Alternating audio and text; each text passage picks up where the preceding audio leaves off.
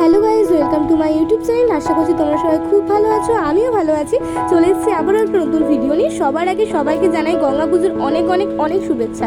আজকে গঙ্গা পুজো উপলক্ষে আমাদের বহরমপুর বড় গঙ্গার ধারে গঙ্গা পুজোর মেলা বসেছে। সেই জন্যই আমরা তিন মক্কেলে, মানে আমি, তন্দ্রা আর সঙ্গীতা, আমরা তিনজন মিলে সাইকেলিং করে বহরমপুরে মেলা দেখতে যাবো বলে ঠিক করেছিলাম। তো আমি সাইকেল নিয়ে অর্ধেক রাস্তা বেরিয়েও গেছিলাম, আমার বান্ধবীরাও সাইকেল নিয়ে অর্ধেক রাস্তা বেরিয়ে গেছিলো। তারপর উদয় হলো আমাদের বন্ধুগণের।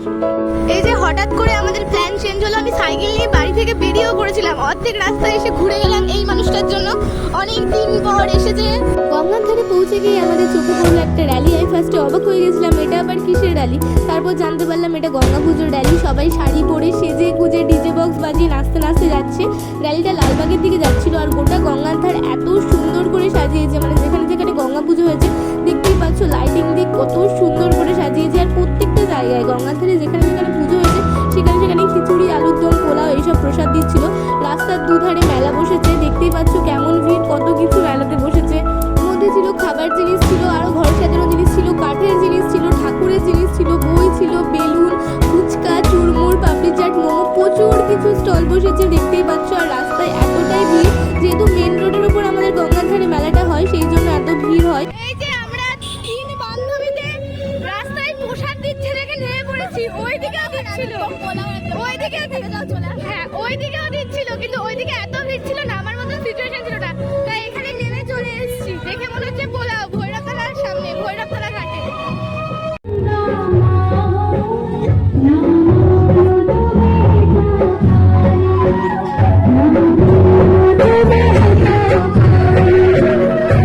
এই যে পোলাও প্রসাদ নিয়ে নিয়েছি।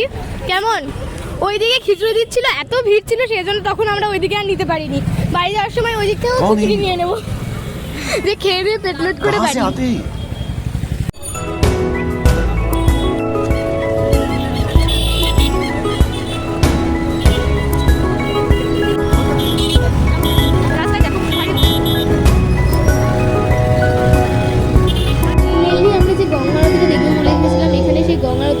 আমরা গোটা গঙ্গার ধার ঘুরেছি, কিন্তু গঙ্গারতির জায়গাটা বুঝতে পারি। লাস্ট মোমেন্টে বাড়ি আসার সময় দেখতে পেলাম যেখানে গঙ্গারতি হয়েছে।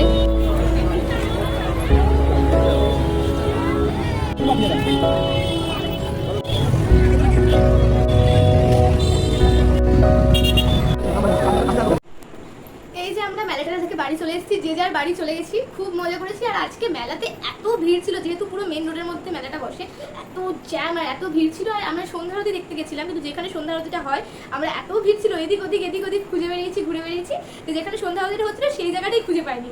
লাস্ট মোমেন্টে যখন মেলা থেকে বেরিয়ে আসার সময় দেখছি সব আরতি ফারতি হয়ে গেছে, ওখানে গিয়ে দেখতে পেলাম। একটুখানি ক্লিপ শেয়ার করছি, তো চলো মেলা থেকে কী কিনলাম সেটাকে তোমাদেরকে দেখিয়ে দিই। এই যে সবার আগে দেখাচ্ছি, এই পুতুলটা কিনেছি মেলা থেকে। এইসব আমার খুব ভালো লাগে, কিউট কিউট সব জিনিসপত্র, তাই এই পুতুলটা কিনেছি। ঘুরতে গেছি, গোপুর জন্য কিছু আনবো না, তাই কখনো হয়। এই যে গোপুকে বসানোর জন্য একটা আসন নিয়ে এসেছি।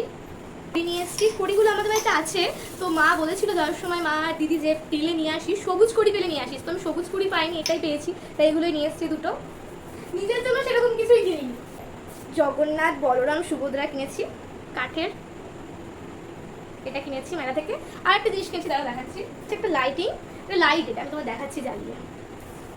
এই যে দেখো, এই লাইটটা কিনেছি, মানে জাস্ট খুব সুন্দর দেখতে, আমার জাস্ট এক দেখাতে পছন্দ হয়ে গেছে, তাই জন্য এই লাইটটা জ্বলছে। আর দেওয়ালে ফুলের ওই ছাওয়াটা পড়ছে। তো চলো আজকের ভিডিওটা আমি এখানেই এন্ড করছি। ভিডিওটা ভালো লেগে থাকলে like, comment, share and subscribe করে দিও। তো দেখা হবে নেক্সট কোনো ভিডিওতে।